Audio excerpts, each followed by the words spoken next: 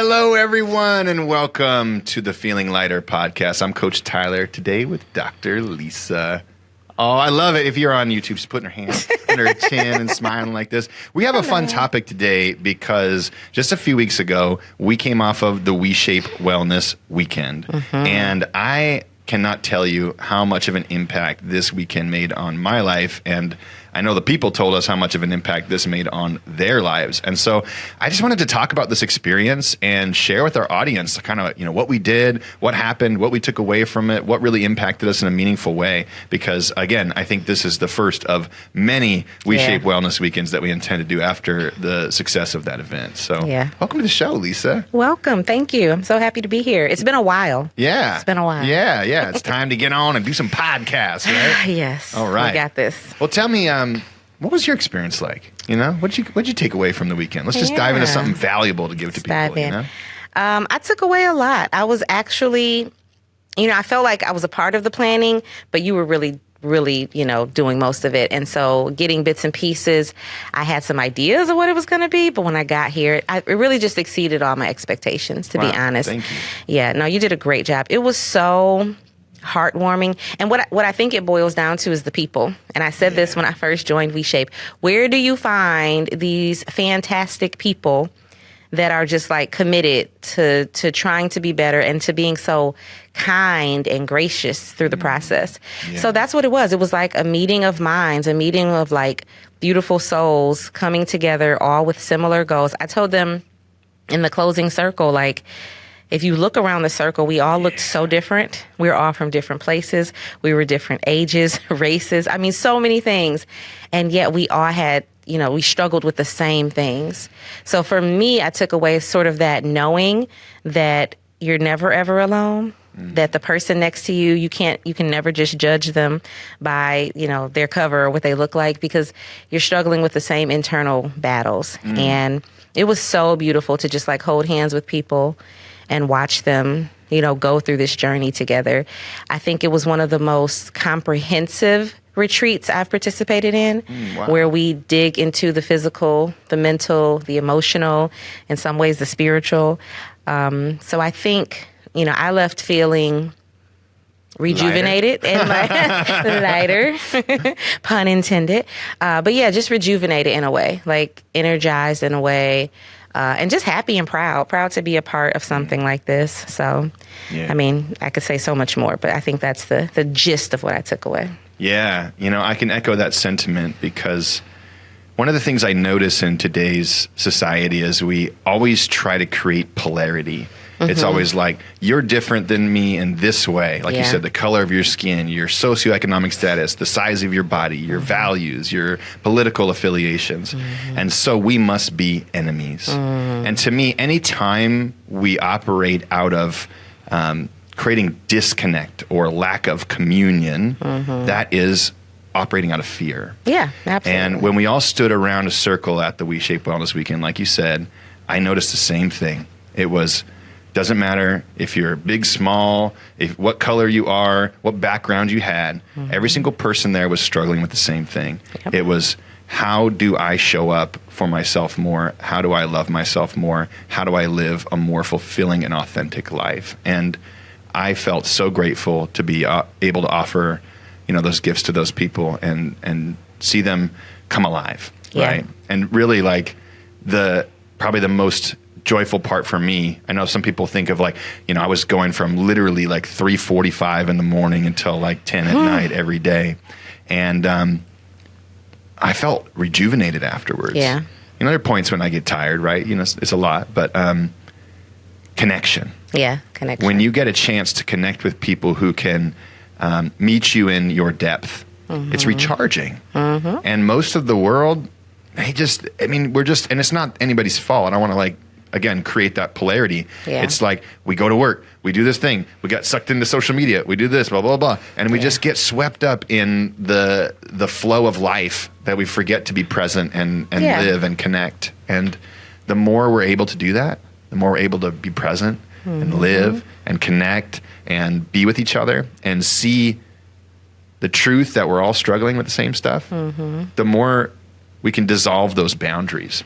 And that's coming from a place of love Right? Absolutely. And I think to your point, we don't always get this connection in our day-to-day life, but unfortunately, it's kind of the way that our world is set up. Yeah. We don't necessarily, or we don't perceive that we have the time to do these things because it requires a pulling away from all of the responsibilities. So, to that point, this retreat was a time where these people, they pulled away and they came here with open hearts, willing to hear and listen and learn and contribute and be open and honest. I was sitting next to a participant at one point and she was very much like, oh no, I'm not, I don't want to do this. I can't do that. Yeah. She's like, I can't be that open. I can't be that honest. I can't say these things.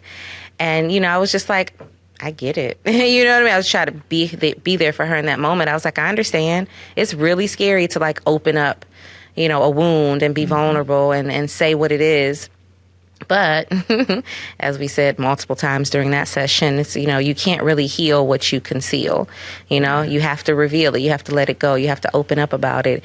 And when I tell you, when she did it, just with gentle coaching, because we don't force anybody to do anything here. We had a safe word. We had a safe word. It was like snickerdoodle. Snickerdoodle. Too much, too fast, stop. But with some gentle coaching and some time and sharing and being vulnerable with her, she was able to open up, and it was such a beautiful transformation. It opened her up to so much healing, and she kept talking about it. She was like, the one thing you said, and she was just, moved by the process. So for me, being able to participate in something like that, where people are like getting healed in a way emotionally, I mean, it's like winning the lottery. It just feels really, really good. Yeah. It's like you get to witness that. So this retreat created space for people to step away from the day-to-day hustle and bustle and be like, you know what? This is the problem. This is what I'm struggling with. And it started here when I was 7 years old. You know what I mean? It's like, whoa. So it was great. I was blown away. That same attendee that you're talking about came up to me, and I didn't realize this at the time, but she had said she had been to numerous, personal development seminars with even like big names. I could see that. People like I can't even mention like Shmoni Schmabin.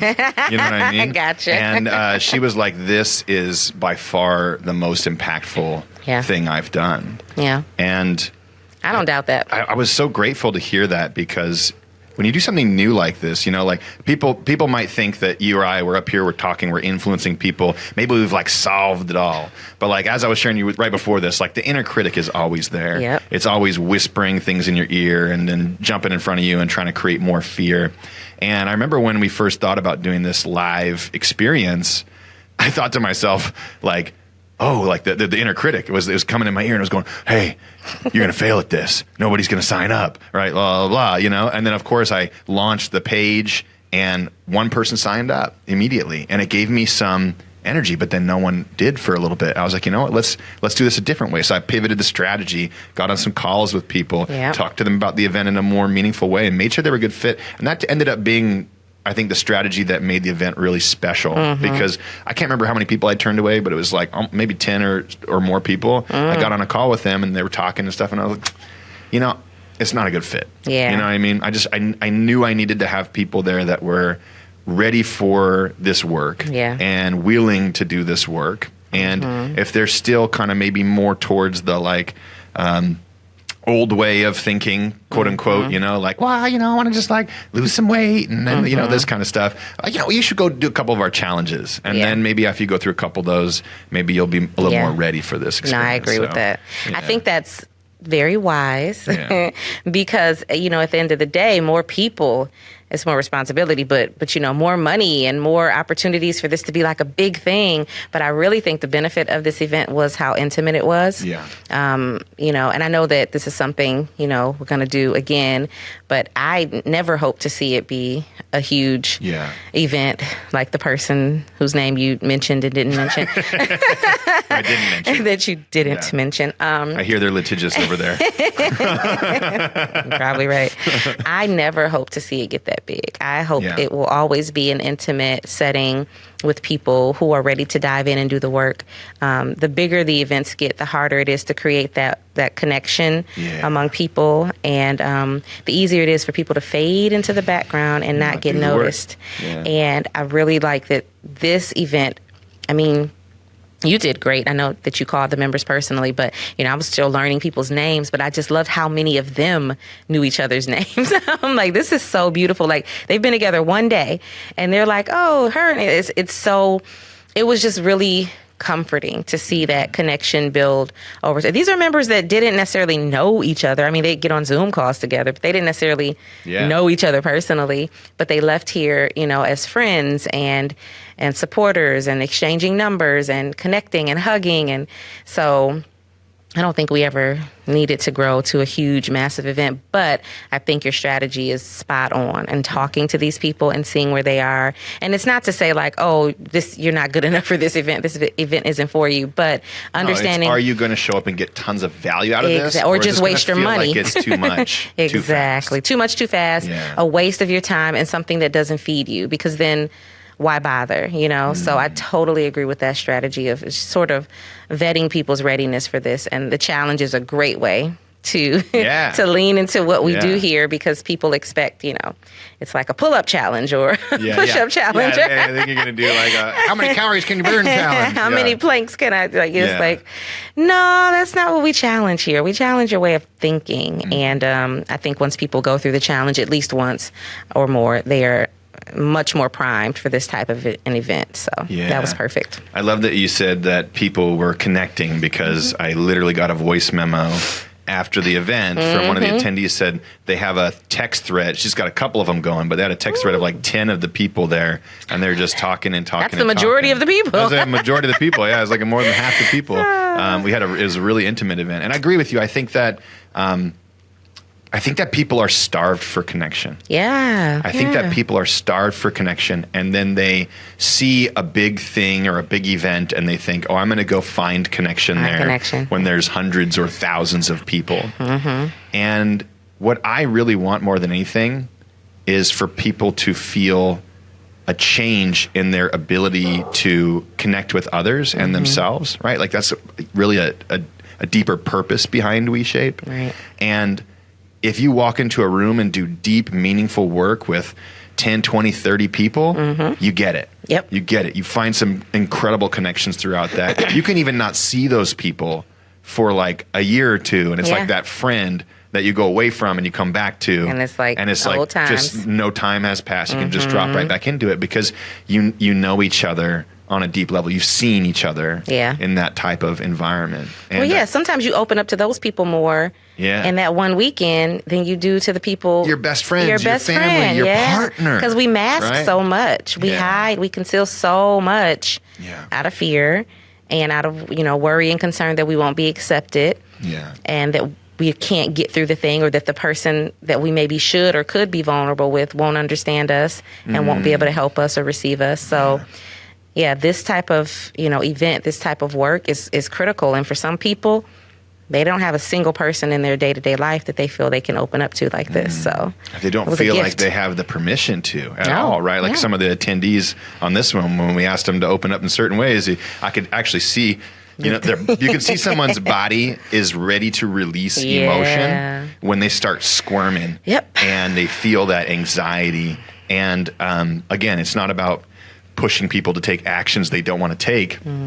It's about supporting people to release things that they're holding on to. Yeah, giving them the space for it. Yeah. And I think when that happens, like, I don't know about you, but this has happened to me many times in my life. When I've processed something that was really challenging in my life, or I was going through something really hard, I would just feel tight and tense and wound up and just and snappy, and just I'm a horrible human. And then a good cry comes out. Yeah. I'm talking a good cry, right? I've had some like really good cries in my day.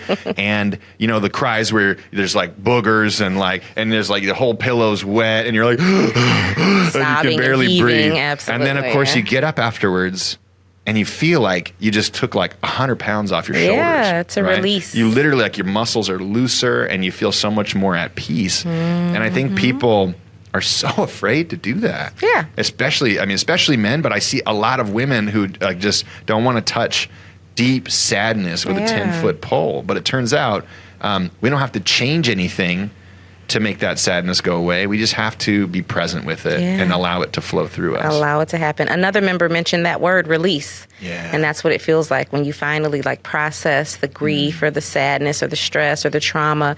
And it's like, oh, I can finally get that off of me. It doesn't mean it goes away. It doesn't mean you won't still cry about it sometimes. But when you allow yourself to feel through that moment, instead of like shutting it down instantly and just saying, no, I can't do it and just avoiding it, it's really, it's therapeutic and it's healing. And I think, you mentioned women. I think this is really a thing for everyone. I think men, women, non-binary people, I think we all have different expectations set upon us by society, by our families, sometimes by ourselves, sometimes they're self-imposed. But whatever the case, whatever those expectations are, we don't leave a lot of room for going through the ugly parts, going through the self-discovery parts, going through the healing parts, because it doesn't look good or feel good when it's happening. And I think we're obsessed with, like, I talked about this in my session on authenticity. I think we're obsessed with the picture perfection that doesn't actually exist. So we have the thing, it looks right, smile, pose, but, deep down we're hurting and we're not processing any of that hurt, because then it's going to ruin the picture. Then I'm going to have this new identity that I don't necessarily want, that I haven't necessarily signed up for or asked for.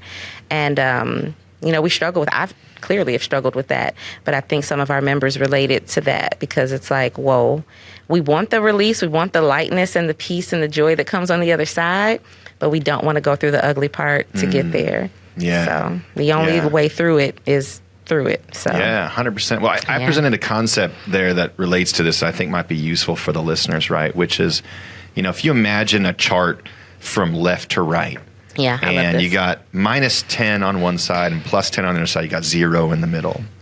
And the left half of the chart is rooted in fear and quote unquote negative emotions. I'll get to why I'm saying quote unquote there in a sec. And then the other side is joy and love and positive emotions, right? And so let me backtrack real quick. I believe there's really two primary emotions. There's fear and there's love. And most of our feelings can kind of be categorized in one of those two areas.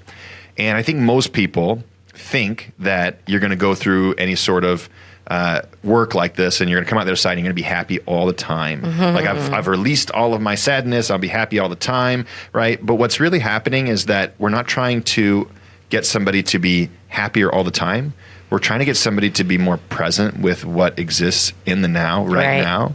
And it turns out, at least in my experience, that the more we can let ourselves grieve and the more sadness and the more we can get past like anger and blame and shaming others and trying to get out of personal autonomy and responsibility over our feelings, the more we can feel that, the anger, getting mad, upset, the sadness, crying our eyes out and the grief, the more we can experience joy and peace and love and kindness and compassion, forgiveness for others and ourselves. And I think people live kind of like +2, -2, +3, -3, and they're like, I want to have more joy in my life. Great. That means we got to go to the pain. We got to go to the pain. And if we can process the things that are preventing, joy is a natural state of being. You don't have to do anything to get more joy other than let go of the pain. And so it's like we take that weight off our shoulders, we swing further to that side that's quote unquote negative, right? It's not really negative. It's just this perceived fear because it came about when we were, in the environments that could actually kill us. Right? And that kind of stuff, that fear was real. And now we think this perceived danger and fear of not telling your spouse the way that you really feel, not being authentic to your friends and family, not showing up for yourself. We think that is real danger.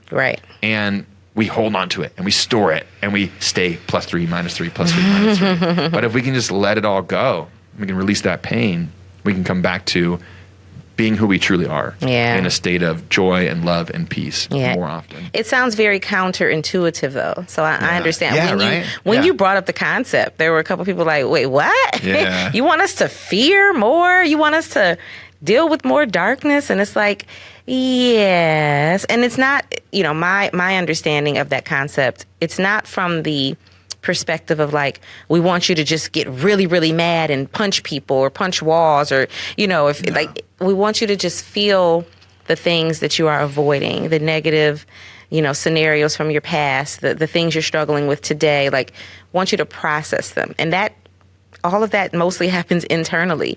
People may not even know what's going on with you, but it's an opportunity for you to get in touch with those feelings and feel the hurt, as opposed to just like shoving it down and pretending it didn't happen or pretending it doesn't impact you, because it does. And for a lot of people, a lot of that trauma is from childhood. Totally. That came up multiple times, during the retreat.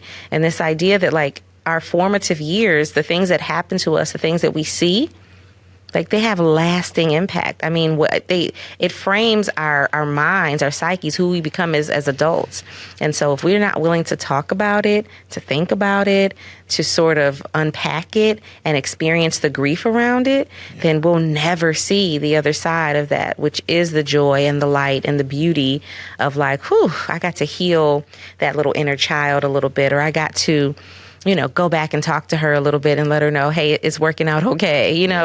It's such a healing thing, but you're right. It takes you through a little bit of darkness to get there. So, I love that concept. Buddhist, but just another way to say it is most of our suffering comes from our attachments to what we think things should be, our expectations of ourselves and others. And that hits home. Those attachments are rooted oftentimes in our own insecurities and our own fears and our own pain and suffering that we haven't processed. And if we release those attachments, whether it's something that was really sad that we're holding on to that makes us not feel safe, maybe it's something somebody said that was really critical that we've held on to that keeps us trapped inside our own prison of self-expectations. If we can release those things, then we become more free. And we learn how to accept what is.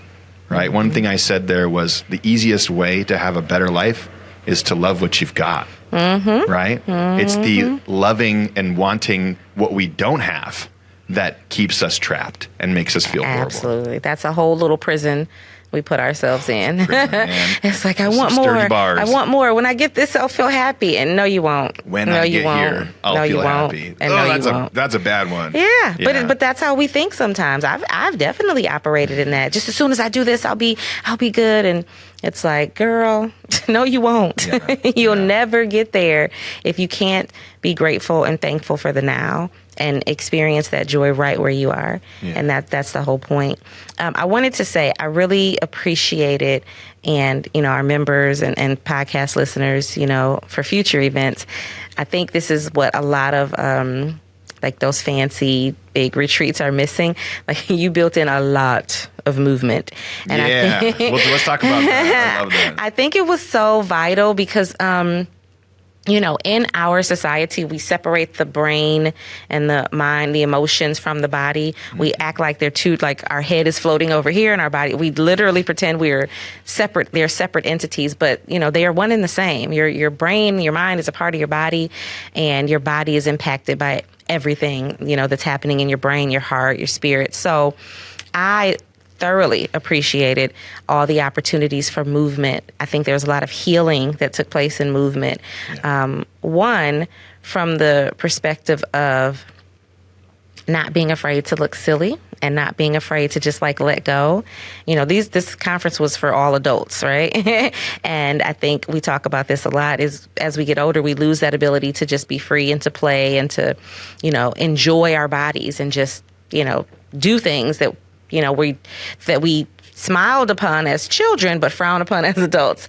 And so I think that was beautiful to have those moments. And then also utilizing the body to work through these scary and difficult and overwhelming concepts. It's like you're having this emotional moment, you're crying, you're feeling away, you feel heavy, and then it's like, get up and shake and stretch and move and breathe. And it's like, oh, okay. So it's kind of like the cake topper to me for like healing. Is like, okay, now we're going to feel this healing in our bodies by moving. So I thoroughly appreciated all of the little movement snacks and breaks. I'm happy you went this direction, because I actually wanted to go here. I was thinking about this a few minutes ago. And, we're talking about releasing emotions, finding your authentic self, all these things, right? And maybe we'll do another podcast episode where we actually share these strategies that we went through. But one of the things that I told people in the very beginning was, if we can get you out of your head and into your body, this will be a much better experience for you. Yep. Because we're not trying to get you to solve a problem in your mind. It's not like, oh, I wish my partner would show up like this, and so I'm going to have this strategy to go back and change them. It's, how do you change how you're showing up? And how do we change how we're showing up? Well, we release our expectations. We release the feelings associated with those expectations, the beliefs associated with those expectations. And most of those things are held in the body. Yep. Right? They are. And I just want to remind people, this is not spiritual woo mumbo jumbo, right? If you want to read a book. It's science. Yeah, it's literally science, right? The Body Keeps Score is probably the most well-known book that talks about this, and there are many others now. And if you've ever been a trainer or a therapist or anything, you have done some muscle tension and release work or stretching work on somebody, and they will burst into tears and have memories of the past, and it is wild to see. And so this is something that's very real. We store this stuff in our bodies. And so if we can get somebody to maybe see and experience something in their minds and then go, whew, drop into the body. What's happening down there? Where are you feeling this? Whether it's deep pain, where are you feeling this? Oh, that's horrible. And then even more importantly, one of the things I really wanted people to have, like I said, I think we should do another episode where we talk about how we did this, but I wanted people to experience like deep self-love and deep self-gratitude. And when you feel that, in your body, then you begin to be able to recreate that, right? Yeah. What we all really want is we want to feel loved. Yeah. We want to feel held. We want to feel accepted. We want to feel accepted. We don't want to think accepted. We don't want, right? Yeah. We want to feel that. Yeah. And when you feel that in your body, now you understand what it's like to feel that way. It's like a baby learning how to walk for the first time. It takes a few steps and it goes, wow, this is walking. And now it understands it. And I only understand this concept because I remember for the longest time, I was working on this feeling of self-love. And I had to process the reality that most of our parents never loved themselves enough to be able to offer that like deep felt sense of love to you. And if you never had that experience, then we can never recreate that experience for ourselves. You're literally blind to what you don't understand, right?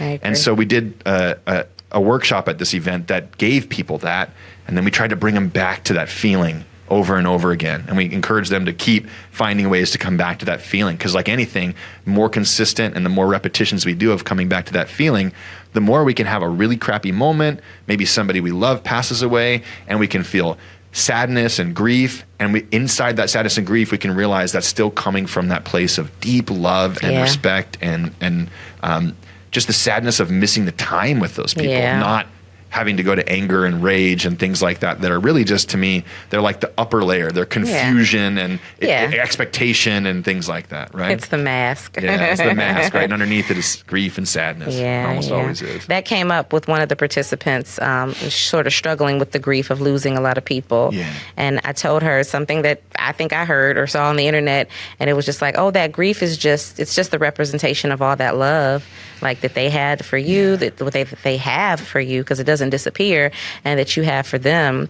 And it's just, you don't have a place to channel it. So it's just hurting. That's all the grief is. So it's, when you feel a lot of grief around the loss of a person, it's just the love. And sometimes reframing it that way makes it feel less icky, because we don't really like grief.